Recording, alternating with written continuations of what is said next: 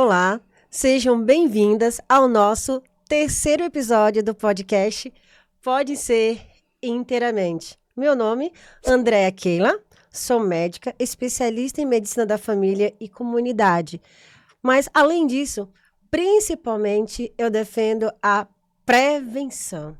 E hoje estamos com um assunto extremamente importante, não é verdade, Lili? Não que os outros não sejam, mas esse é um assunto que por muito tempo ele era um tabu e antigamente as pessoas não poderiam, nem gostavam de falar a palavra câncer.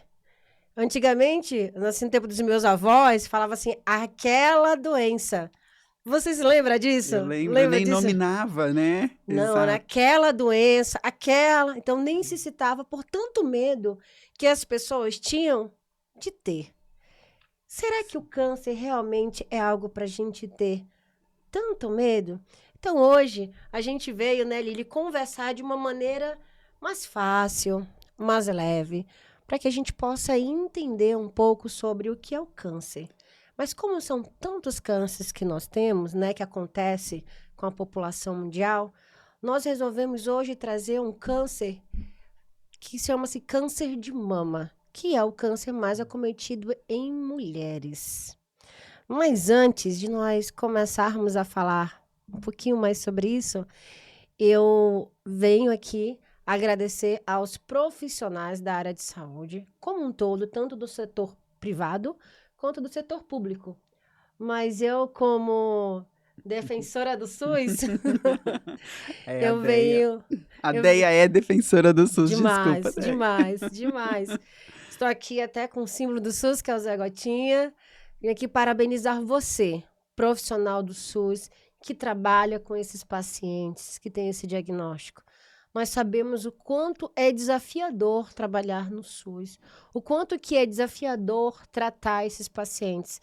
Mas nós estamos aqui hoje para parabenizá-los e dizer assim, continuem, porque nós sabemos que tem profissionais incríveis que amam trabalhar no SUS, que realmente acreditam nessa proposta, que é o Sistema Único de Saúde, que tem só no Brasil, que se ele fosse realmente todo o dinheiro que é dado para o SUS chegasse até lá na ponta onde os técnicos de enfermagem trabalham, onde os enfermeiros trabalham, onde os nutricionistas trabalham, fisioterapeutas, médicos, enfim, toda a equipe trabalha, nós temos certeza que as pessoas seriam melhor ainda assistidas, porque profissionais com capacidade e amor para trabalhar lá, tem.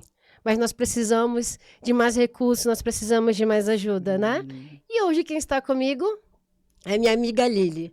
Lili, conte um pouquinho sobre você para nós. Vamos lá, olá. Oi, pessoal. Sou a Lili. Meu nome é Lilian Torres. Podem me chamar de Nutri Lili, porque eu sou nutricionista e especialista em metabolismo, estudante da máquina intestino humano. Essa máquina é incrível, porque o corpo humano é uma máquina incrível, não é, Deia? Sim, sim. E o intestino é uma parte incrível também dessa incrível máquina, digamos assim. Então, eu sou estudante do intestino também, e aí eu quero trazer hoje, dentro do nosso bate-papo aqui sobre câncer, né, um dos CAs, também essa questão sobre como o intestino influencia, e a gente vai aprofundar um pouquinho mais nesse tema durante o nosso bate-papo. É para vocês esse momento, né, Deia? Com muito carinho, mesmo com um tema que muitas das vezes é doloroso, é um tema que acomete uma grande parte das mulheres, uma grande parte de nós temos histórias na família, histórias de amigo, conhecidos. Então, não é um tema simples, mas a gente vai tentar trazer aqui dentro do conhecimento, com muita leveza e com o máximo que puder de alegria para poder realmente transmitir o conhecimento com um pouquinho mais de uma pitada de doçura. E você conhece, Lili, alguém próximo de você que já teve esse diagnóstico? Você conhece alguma mulher que teve esse diagnóstico de câncer de mama? Eu conheço, Deia. Eu tenho algumas amigas, né? Eu tenho uma amiga que teve um diagnóstico de câncer de mama, ela fez o tratamento, ela tá no 4º ano pós-tratamento, né? Ela Ai, que precisou, bacana. é muito legal. Ela precisou fazer a retirada, né, da mama, mas ela tá dentro desse processo ali, daqui a pouquinho já entrando talvez numa remissão, né? Então ela tá se sentindo bem, sendo acompanhada. infelizmente, eu também tenho uma conhecida, não é alguém que era uma amiga tão próxima, mas era uma conhecida, né, que não conseguiu, faleceu, né, mas teve toda uma luta aí, com câncer, né, a gente acompanha, a gente vê que não é um fator, não é só um fator, também é algo multifatorial. Sim. Então você tem família envolvida, né? Você tem sentimentos, você tem autoestima, né? Para a mulher a gente tem toda aquela questão e meu cabelo, né? Para quem entra, por exemplo, com uma necessidade de quimioterapia ou alguns medicamentos mais pesados, né? Então e minha mama e meu cabelo e o meu corpo mudando. Então envolve muitos aspectos, né? Aspectos emocionais, aspectos psíquicos, psicológicos. Por isso eu trago assim, não é um tema simples, Sim. não é um tema leve. A gente busca trazer um pouquinho de leveza dentro desse tema. E o conhecimento, né? Poder compartilhar experiências. Né? Eu tenho 2 casos para mim que são bem emblemáticos Me sobre conta. câncer de mama. Uma é uma pessoa que é da minha família, muito próxima, e ela teve o diagnóstico já num BIRADS 5, foi o diagnóstico dela. Depois a gente vai descobrir o que que é BIRADS, gente. Então foi muito, e quando eu era estudante de medicina, então pra gente foi muito desafiador esse diagnóstico. Ela passou por todo o fluxo do SUS, né? Ela interrompeu o tratamento dela, que ela não quis mais fazer. Então tiveram muitas consequências, mas hoje ela retornou para o tratamento, Ai, que bom. né? E está aí, graças a Deus, seguindo todo o protocolo, está vencendo. Está vencendo. E tem um outro, que é a mãe de um amigo meu muito próximo. Ela recebeu alta, tem acho que uns 2, 3 anos, recebeu alta com 0 câncer, sem nenhuma metástase.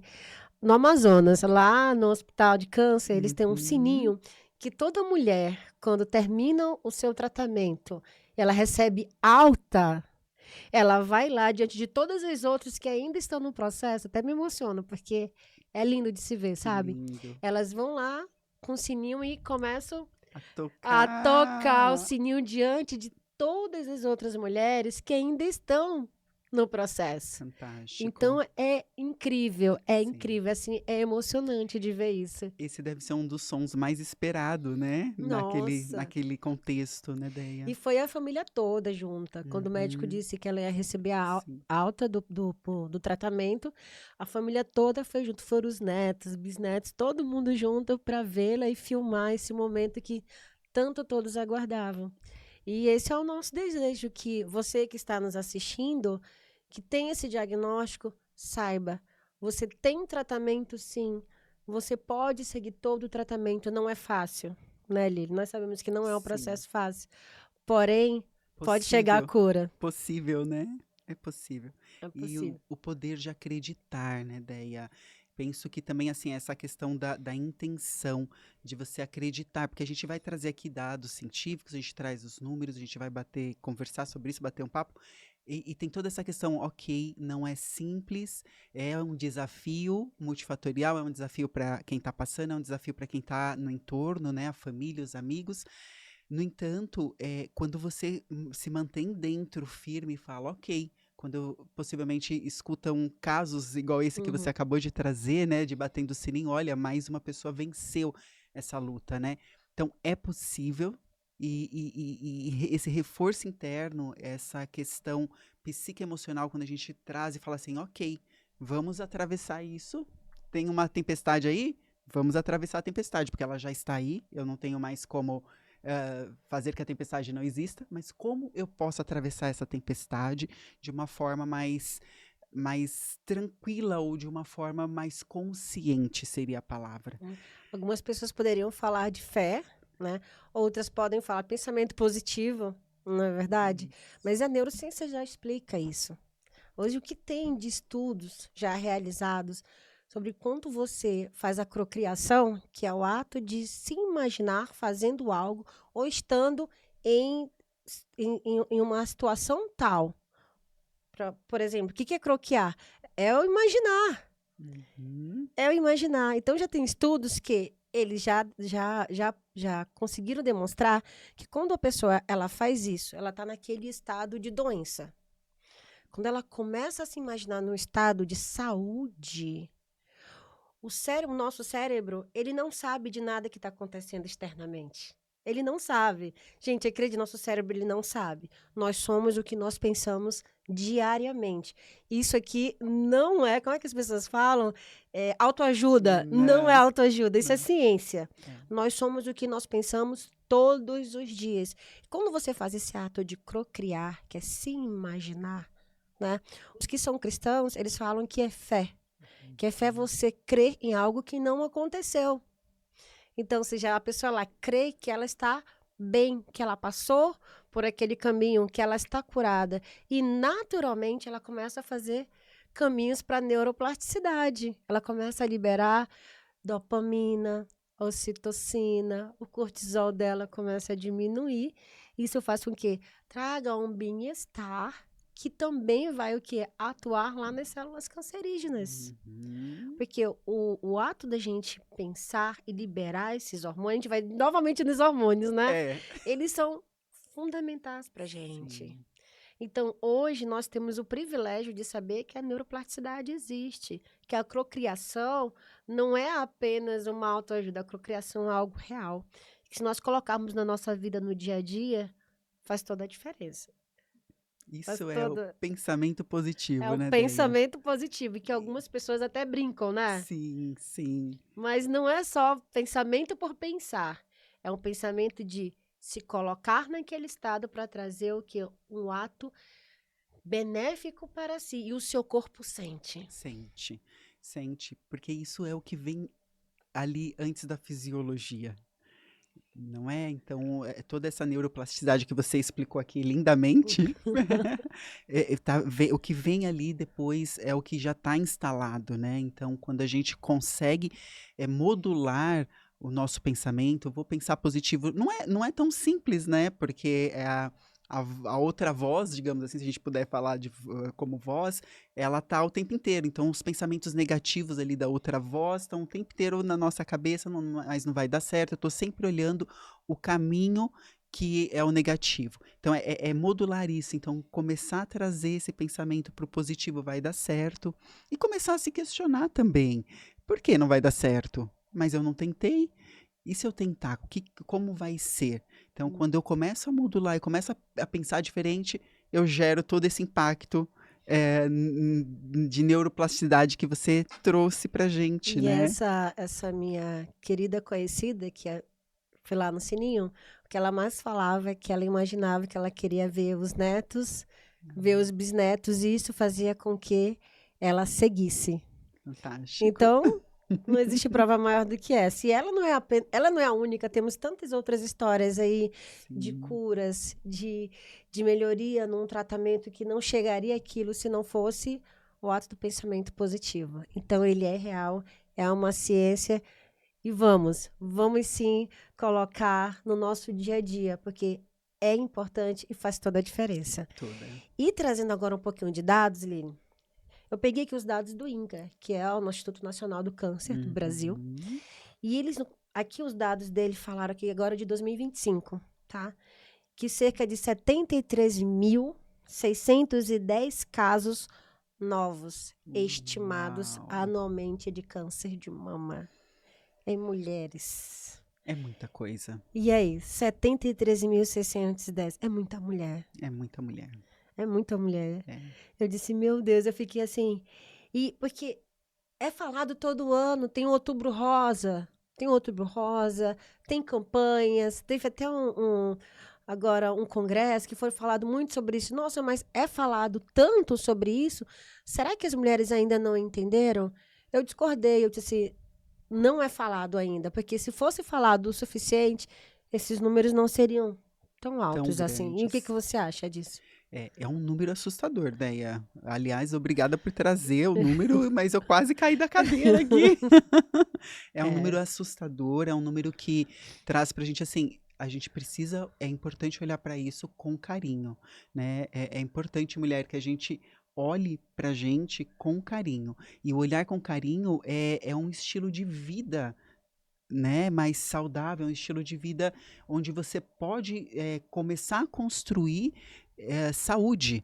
Através do quê? Através da alimentação, né? Através da Oh, nutrição. eu já ia começar a te perguntar, olha Então ali. manda. Lili, pegando então a questão do câncer de mama, quais são os fatores de risco que as mulheres que nos acompanham, que gostam da nossa maneira de falar, que estão aqui com a gente, como que você poderia falar para elas de uma maneira bem fácil? Quais são os fatores de risco para o câncer de mama? Nós temos, daí o câncer de mama tem um fator hormonal, né? Essa questão desse desequilíbrio hormonal, que acredito que depois você pode entrar mais nisso, mais profundamente. E trazendo o ponto da nutrição, a inflamação é um grande ponto como um problema mesmo, né? A inflamação crônica, a inflamação sistêmica do corpo para o risco do câncer, né? Não somente o câncer de mama, mas para risco de câncer. Trazendo o tema câncer de mama, a gente acaba caindo aonde? De novo, a gente vai para o intestino. Né, de alguma forma. Por quê? Porque se eu tô com o meu corpo inflamado, eu tô com um corpo, a obesidade, por exemplo, é um fator de risco. Eu vou falar de uma maneira meio polêmica agora, tá bom? Então, essa questão da gordofobia, essa questão de algumas pessoas levantarem a bandeira da obesidade, que não tem problema, meu corpo, minhas regras. Então, quer dizer que essas mulheres que estão obesas, essas mulheres que defendem essa causa, têm maior probabilidade de adquirir um câncer? Deia, infelizmente eu tenho que dizer que sim, baseado em fatos científicos, baseado na Organização Mundial de Saúde, mulheres sim. Não levanta a bandeira pro gênero ou pro estilo, né, que cada uma escolhe, mas trazendo dados científicos baseado no que a ciência, que é grandiosa, trouxe pra gente até hoje e vai continuar trazendo. Sim, a obesidade o que é a obesidade? Por mais que por fora, muitas das vezes, a gente esteja até feliz com o nosso corpo, com o nosso peso, é, o obeso, normalmente, o obeso ele não é saudável, ele não está saudável. Por quê? Porque ele está inflamado. Um corpo em obesidade, um corpo com excesso de gordura, de tecido adiposo, ele está inflamado. Então, aquilo que a gente conversou lá no segundo episódio, olha, não perca, ó, gente, segundo episódio, a gente conversou um pouquinho sobre obesidade, né? Isso, exato. Então, para eu entender, Lili, não é questão de você estar bem com o seu corpo. Você pode estar bem com o seu corpo, não tem problema nenhum, mas nós estamos aqui falando sobre saúde. Sim. E uma pessoa, uma mulher obesa, para a questão de saúde, a gente tem que se preocupar. É isso? Sim, é isso, é isso. O indivíduo obeso, para a questão de saúde, temos que nos preocupar, e sempre focando no nosso público, né, Deia, que é o Sim. público feminino. Sim, mulher, tem que se preocupar, independente de você estar se sentindo bem ou não no corpo que você habita hoje, lembrando que o nosso corpo é o nosso templo, né? Sim. Então, é o nosso corpo que vai nos levar mais longe ou menos longe, nossa longevidade também está relacionada com o corpo, a mobilidade, Sim. né, a flexibilidade. Então, sim, a obesidade é um fator de risco para o câncer de mama também. E lembrando que a idade que é mais propensa, segundo o Ministério da Saúde, que é quando a gente começa a fazer o rastreamento, são mulheres acima de 50 anos, né? Inclusive, essas minhas duas pessoas que eu conheci tinham acima de 50 anos, né? Então, mulheres acima de 50 anos, mulheres que têm um histórico familiar. Qual é esse histórico familiar? Seria histórico familiar de primeiro grau, que é uma das coisas que elas ficam com muitas dúvidas comigo, sabe? Ela Uhum. disse, a minha tia teve, então. Eu digo, não, histórico familiar é o quê? É sua mãe, que é primeiro grau, é mãe ou irmã.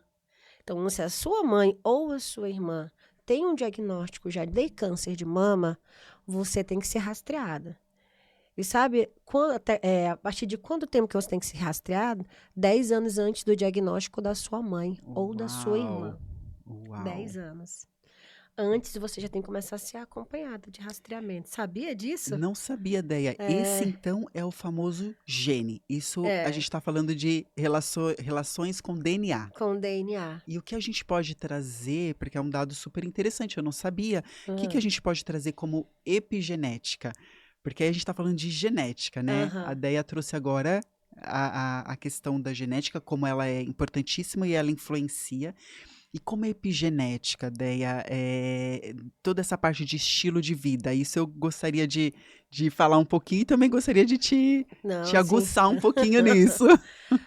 Pegando assim, pegando a questão da obesidade, vem estilos de vida, né? Isso. E eu vou deixar para você falar mais a parte do estilo de vida. Eu vou pegar só um fator de comportamento da mulher que pode levar a você ter uma predisposição. Mulheres que não amamentam teus filhos são mulheres que Uhum. podem ter uma predisposição. É um fator de risco. Então, você que teve seu neném e não pôde amamentá-lo, ou decidiu não amamentá-lo por qualquer motivo, é um fator para você ficar Atento. atenta. Mulheres que Uhum. não foram mães por qualquer motivo, são mulheres também que têm um fator de risco. Olha. Então, assim, para a gente fazer um resumo da minha parte, eu vou deixar o estilo de vida com Deixa o você. estilo. Eu quero falar um pouquinho sobre o É, estilo de vida. Obrigada por passar a então, bola. então, da parte de genética, familiar de primeiro grau. Ó, vamos lá, meninas. Familiar de primeiro grau, mãe e irmã é um fator de risco. Tá. 10 anos antes, você tem que começar a ser rastreado, tá bom? Segundo, não amamentei o meu filho por algum motivo. E terceiro, eu não pude também ter algum neném por algum motivo. Então, são mulheres que têm, a partir dos 50 anos, realmente começar a ficar, opa, eu tenho um fator de risco, eu tenho que começar a me cuidar. Sim. E da questão do estilo de vida, me diga aí da epigenética, manda ver. Vamos falar um pouquinho de epigenética aqui. A epigenética, o estilo de vida saudável, influencia totalmente na nossa saúde, ideia. Então, por isso para mim é muito rico, e espero que para vocês também que estão assistindo seja muito rico esse bate-papo, porque é essa troca, né, Déia? Então você traz toda a questão da medicina, né, dos fatores e da genética. E onde entra a epigenética? A epigenética, a gente já sabe que hoje em dia ela é tão forte quanto, se não mais, né?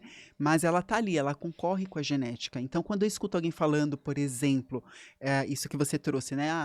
A minha mãe teve, a minha irmã teve, tem a probabilidade genética.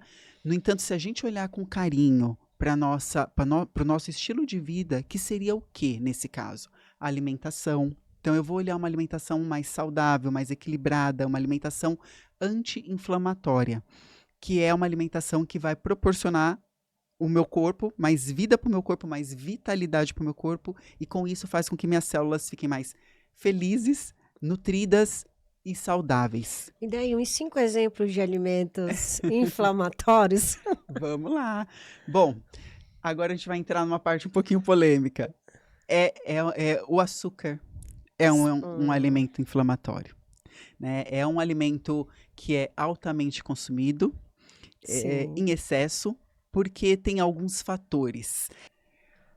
Os fatores que influenciam muito nessa questão do estilo de vida, né? Trazendo aí o estilo de vida dentro do câncer de mama, a gente está aqui no açúcar. Então, Hum, o açúcar é um produto que é altamente inflamatório para o corpo humano. Ele é um produto que é muito consumido em excesso. Então, hoje em dia, inclusive, já existe aquela questão da necessidade de colocar no rótulo do alimento, né, na embalagem, açúcar adicionado, por mas eu não exemplo. como açúcar, eu como só pão, macarrão e arroz. Tem algum problema? Se transformou em açúcar do mesmo jeito, sinto lhe dizer. Tem, ideia, tem. O carboidrato simples, ele também é um outro fator que quando ele passa pelo processo interno do corpo, né? Quando a gente metaboliza ele se torna uma forma de açúcar. Porque o açúcar é um carboidrato, né? Então, o açúcar, ele é um fator. Então, é legal isso que você trouxe, porque, tá bom, eu não como muito açúcar, mas eu como muito carboidrato simples. Então, dê preferência aos carboidratos complexos, né? E sem Me ajuda, exagero. me ajuda agora. Lili, me ajuda. Quais seriam os carboidratos simples e quais Uhum. são os carboidratos complexos para a gente saber essa diferença? Ótimo. O carboidrato simples, a gente pode pensar assim, é a farinha branca. Então, Hum, o complexo, ele tem sempre um fator de fibra envolvido. E por que que ele é complexo? Porque para ele ser quebrado dentro do organismo, então eu fui lá e eu consumi, por exemplo, um pão integral. Então eu tenho o pão branco, o pão francês normal, tradicional, eu chamo de uhum, pão branco, mas é o pão francês tradicional, e eu tenho o pão francês integral. sim. A farinha integral, ela é uma farinha que já é um pouco mais complexa do que a farinha branca. Por quê? Porque ela tem algum teor de fibra ali, até por isso que tem aquela cor. Normalmente, ela não é branquinha, ela é mais amarronzada, dependendo Uhum. ali da quantidade. Então, esse é um exemplo de um carboidrato complexo. Então, dê preferência a carboidratos complexos do que os simples, porque ele vai gerar menos pico de insulina, menos glicemia, né? Ele controla melhor a sua glicemia, o seu índice glicêmico. Então, ele é um grande aliado para você conseguir manter uma estabilidade de peso. Ele tem todo um apoio das fibras dentro do trato gastrointestinal. Lili, eu fiquei numa. Se eu não tiver, que o pessoal diz assim para mim, ideia, né? Quando conversar com os meus pacientes, ideia, eu não posso comprar um pão integral. Eu só posso comprar o meu pãozinho francês. Ótimo. Tem alguma raiz que eu poderia substituir o meu pãozinho francês, que seja um carboidrato complexo, para eu colocar no meu café da manhã, por exemplo? Uhum. Ideia. No café da manhã, porque assim, o que a gente pode adicionar, por exemplo, para tornar, para ter um pouco mais de fibra, para tornar isso um Aham. pouquinho mais, digamos assim, mais saudável para o corpo, né?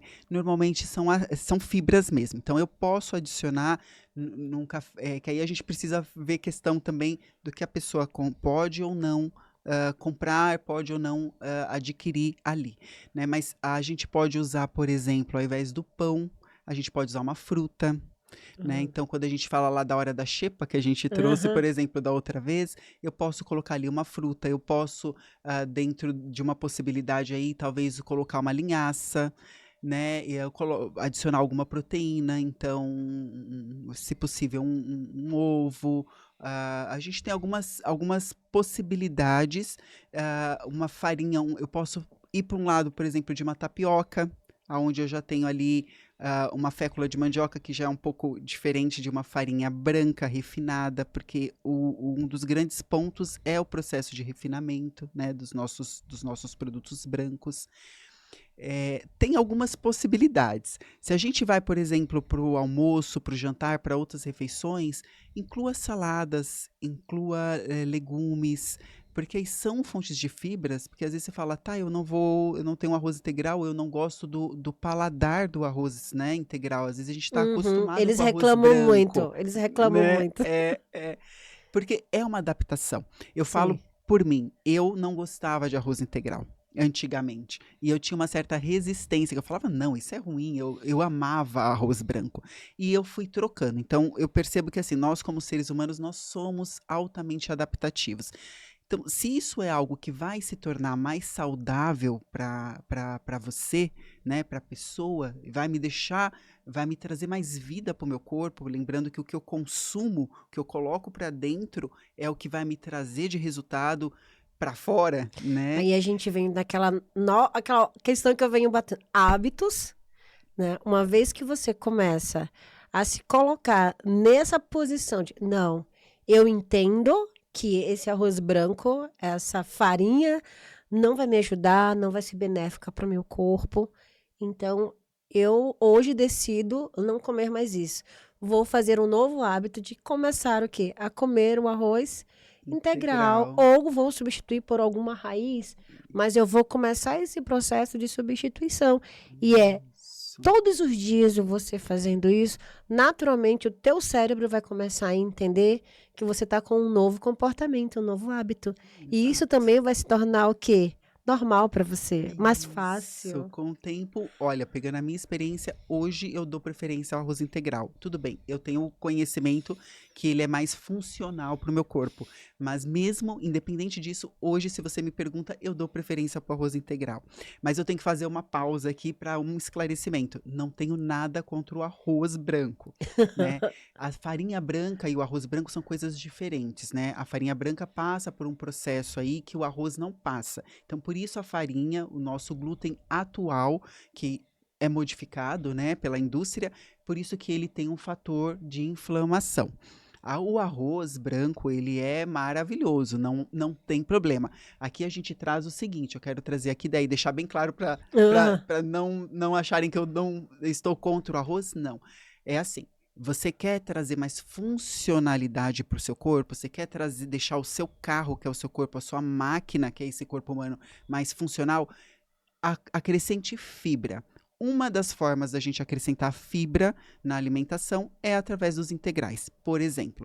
Então, por isso que eu falo, ao invés do arroz branco, se você puder, coma o integral. Ao invés do pão branco, se você puder, coma integral. Não consigo comer todos os dias, porque eu não gosto desse sabor. Come um dia o branco, come outro dia o integral. Sabe que um paciente uma vez falou para mim? Falou assim, daí eu comecei a comer essas fibras que a senhora passou para mim e o meu cocô ficou duro. Ficou duro. Aí eu disse assim, mas você não seguiu as minhas recomendações? Quais seriam essas recomendações quando a gente diz assim, coma fibra? É só fibra ou eu tenho que adicionar mais alguma coisa para ajudar no trabalho? Tem que adicionar, Deia, obrigada por trazer esse exemplo, porque é muito importante. Isso é algo que as pessoas, infelizmente, a gente negligencia muito. Água Nossa, é o água líquido. é vida. Água é vida, Deia. É exatamente isso, gente. Água é vida.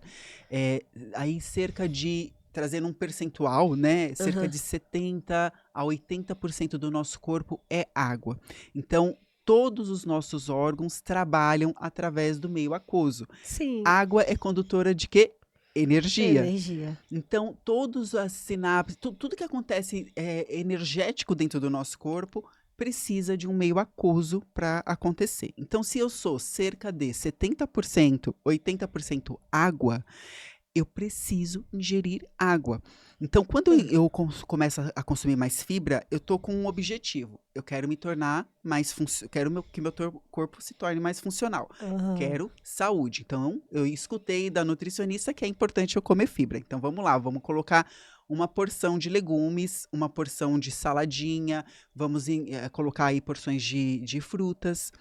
Trazendo um dado aqui também, segundo a OMS, a recomendação diária para consumo de fibras, aí legumes, frutas, verduras, é de 400 gramas dia. Como que a 400 gente... gramas, boa. 400 gramas. E como que a gente pode fazer isso como sugestão para vocês? Coloca 3 porções de frutas num dia e podem ser frutas diversas. Por quê? Me dá um exemplo de frutas que sejam ricas em fibra. Sim, muitas. Assim, umas assim que sejam mais acessíveis, mais fáceis para ir lá na feira e eu conseguir comprar. Vamos então falar assim, 3 porções por dia de fruta, 3 frutas por dia. Vamos colocar laranja, Boa. né? E comam o bagaço, por favor, Hum, porque a fibra, a maior parte tá no no bagaço, bagaço. que é o que às Isso. vezes a gente joga fora. Então eu tô consumindo a laranja, ok, tem ali antioxidante, vitamina C, tem outros potenciais, Sim. mas eu preciso do bagaço, que é onde está a minha maior parte da fibra.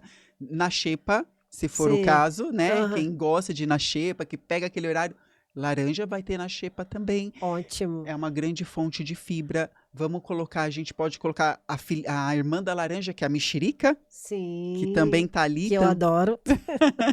também é uma fonte de fibra. O kiwi já é um alimento que às vezes a gente não encontra com tanta facilidade, mas seria uma opção também por outros Nosso nutrientes amigo que ele traz. mamão. O nosso amigo mamão, né, que também é um grande apoio.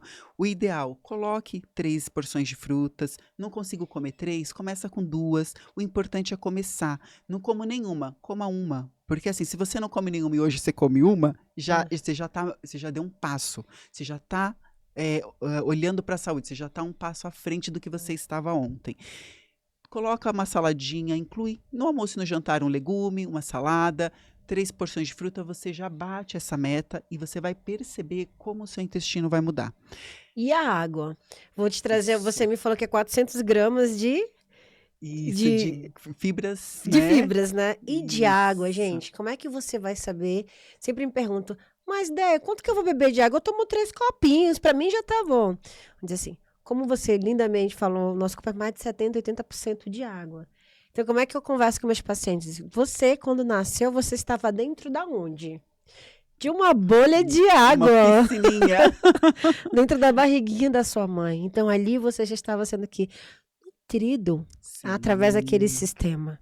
Não é verdade? É. O nosso pulmão é cheio de água, o nosso corpo.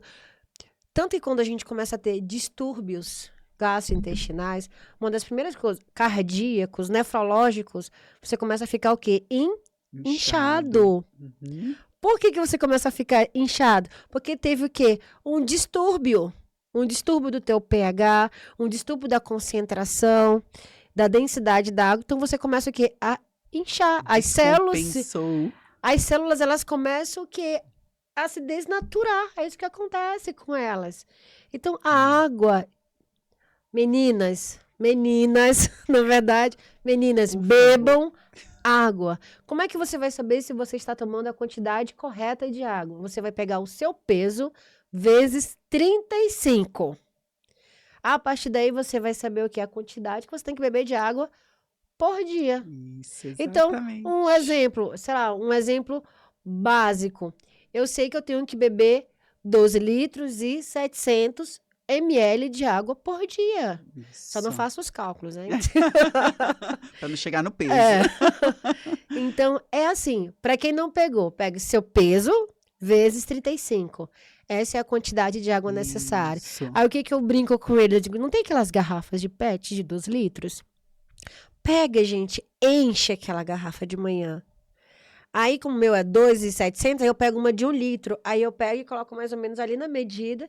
E eu sei que eu tenho que, até dormir, eu tenho que secar. É a sua meta, né? É a minha meta. Meta hídrica. É, com sede ou sem sede, eu tenho que beber, porque a sede já é o quê? O teu corpo em sofrimento. Isso. Tem pacientes que falam assim, ideia, eu só bebo água quando eu tenho sede. Eu digo, meu Deus. Já desidratou. Por isso que o corpo tá dando esse sinal, né? Eu preciso de água, já entrou em alerta. Não é para pedir água, o teu corpo não é para pedir água, é para você hidratar durante o dia de uma maneira que ele não precise pedir de você. Porque o alerta, daí a gente cai, olha, gente, que interessante, a gente cai novamente no fator inflamação, no fator oxidação, porque quando eu sinto sede, como a Deia colocou. Falando em água, acho que eu vou tomar até Bebe um golinho de água, eu vou beber a minha daqui a pouco, o copinho tá aqui, ó.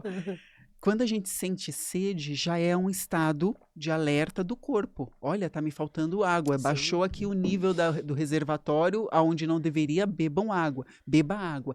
E aí, esse alerta do corpo, quando eu não escuto, o corpo, isso tá exigindo mais do corpo. Ele está clamando. Isso, ele está clamando. E aí, isso vai trazendo uma certa oxidação para o nosso corpo, porque o corpo precisa de mais energia para dar conta daquilo que ele está me pedindo, clamando, e eu não estou fazendo.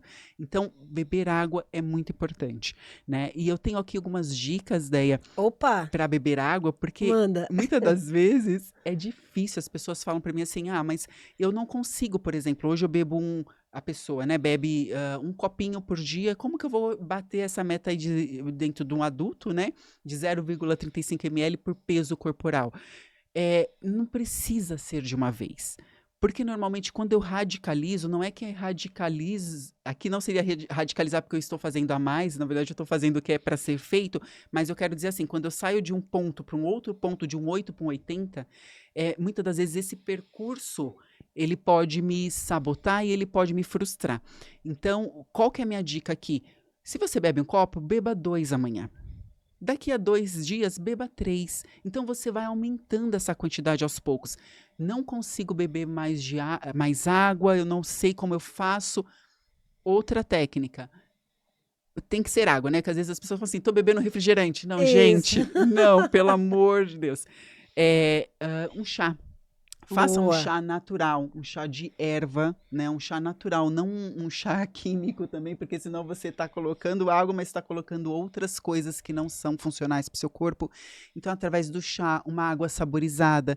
Então, às vezes, aquela laranja que você comprou ali para consumir como fibra, você consumiu uma como fibra, a outra você picou, você fez rodelinhas, coloca ali na água, vira uma água saborizada. Então, ela tem um toque ali da laranja, um aroma da laranja. Isso já muitas das vezes, para algumas pessoas, isso já estimula o consumo da água.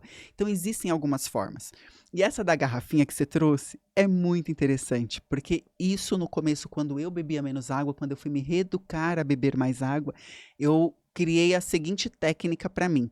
Eu tinha uma garrafinha pequena em cima da minha mesa do trabalho. E aí eu falava assim, tá, acabava a água, eu estava em reunião, eu estava atendendo alguma pessoa, estava fazendo nos afazeres, e eu não conseguia encher a garrafinha. Então eu me sabotava de alguma forma Uhum. com a garrafinha. Tá bom, eu bebo depois. Então aquela garrafinha que eu poderia ter enchido já 2 vezes, por falta de tempo, talvez aí, eu não fui encher. Então eu comprei uma garrafa maior. É, eu tenho um copo desse tamanho agora, que fica aqui em cima da mesa. Então, existem possibilidades, né? É. Essa reflexão que a gente traz aqui tem possibilidades, basta querer. É uma escolha, né? Não estou dizendo que é simples você mudar um hábito, mas que é totalmente possível. Quando é consciente, quando você fala, eu estou pensando nisso para mim, porque isso é um reflexo de amor próprio. Sim, Né? sim. Quando eu me amo, quando eu amo o meu corpo, quando eu amo estar na vida, né? Quando eu quero estar aqui, eu quero viver, eu trabalhar, criar minha família e seguir a vida, quando eu começo a desenvolver esse amor próprio, peraí, mas se isso daqui não me faz bem, eu posso mudar o caminho. Eu posso comer uma lasanha congelada de vez em quando, mas não dá para ser todo dia. Eu, às vezes, quando eu tô com alguns pacientes que têm muita dificuldade de entender, né, o valor da água, aí eu converso com ele assim, você já foi com algum paciente? Você conhece alguém que faz diálise? Você conhece? É muito triste. Alguns dizem que sim, outros dizem que não. Sabe por quê? Porque é um paciente que faz diálise, uma pessoa que faz diálise, a água dela é contada. Ela fica com desespero para poder tomar a água e ela não pode. Porque o rim dela não está mais funcionando, ele não vai conseguir filtrar da maneira adequada. E isso vai levá-lo ao edema, a uma nasarca, a várias outras coisas, né?